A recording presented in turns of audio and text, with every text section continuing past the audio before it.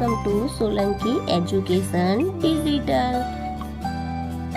ચાલો આજે આપણે શીખીશું ધોરણ 5 ગણિત ગમ્મત સ્વાધ્યાય પોથી પાઠ છે પાઠ 12 સ્માર્ટ ચાર્ટ્સ। દાખલો બીજો, નીચેના કોષ્ટકમાં એક શાળાના ધોરણ 5 થી 8 ના વિદ્યાર્થીઓએ રાહત ફંડ માટે કેટલીક રકમ ભેગી કરી છે તેની વિગત દર્શાવેલ છે। તેના આધારે આ લંબા લેખ પૂર્ણ કરો અને પ્રશ્નના જવાબ લખો। તો અહીંયા જુઓ કે લખ્યું છે, અહીંયા ધોરણ 5 થી 8 સુધી આપ્યા છે, રકમ આપી છે, એના પરથી લંબ આલેખ આપણે દોરીશું। પહેલા તો ધોરણ 5 નું છે 3000 એટલે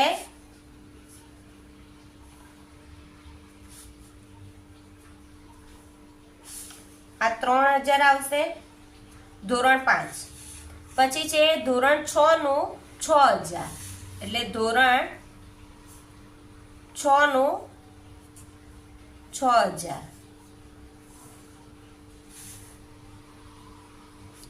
ધોરણ 7 નું 2000 એટલે ધોરણ 7 માં આવશે 2000।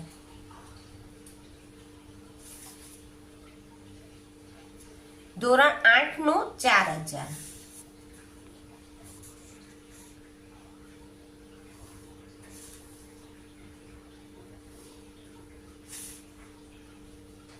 આ ધોરણ 8 એટલે આ રીતે આપણો લંબ આલેખ તૈયાર થયો। હવે એના પરથી પ્રશ્નના જવાબ લખીએ। પ્રશ્ન, કયા ધોરણે સૌથી વધુ રકમ ભેગી કરી છે? વધુ રકમ કોણે ભેગી કરી છે? ધોરણ 6 એ 6000 લખીશું। ધોરણ 6 એ વધુ રકમ ભેગી કરી છે, કેટલી લખી છે આપણે લખી પણ દઈએ, 6000 રૂપિયા ભેગા કર્યા છે। કયા ધોરણે સૌથી ઓછી રકમ ભેગી કરી છે? ધોરણની સંખ્યા સૌથી ઓછી છે ધોરણ 7 ની 2000 આવશે। ધોરણ 7 એ સૌથી ઓછી રકમ ભેગી કરી, કેટલી? 2000 રૂપિયા। ત્રીજું, કયા ધોરણે ધોરણ 6 કરતા અડધી રકમ ભેગી કરી છે? 6 ની રકમ કેટલી છે? 6000, તેની અડધી એટલે 6000 ના અડધા એટલે કેટલા આવશે? 3000 એટલે ધોરણ 5। ધોરણ 6 ના વિદ્યાર્થીએ કેટલા ભેગા કરેલા? 6000 ને ધોરણ અડધી 6000 ના અડધા આપણે કરીએ તો 6000 ના અડધા 3 દુ 6 એટલે કેટલા આવ્યા? 3000।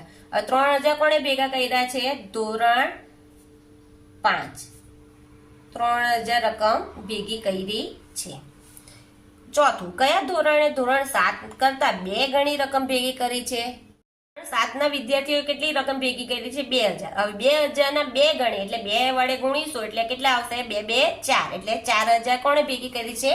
ધોરણ 8 ના વિદ્યાર્થી। જો લખીએ આપણે, ધોરણ 7 ના વિદ્યાર્થીએ કેટલી રકમ ભેગી કરેલી? 2000। હવે એના 2 ગણી એટલે 2 વડે ગુણીશું તો 2 2 4 ને 3 મીંડા એટલે 4000 રૂપિયા કોણે ભેગા કર્યા છે?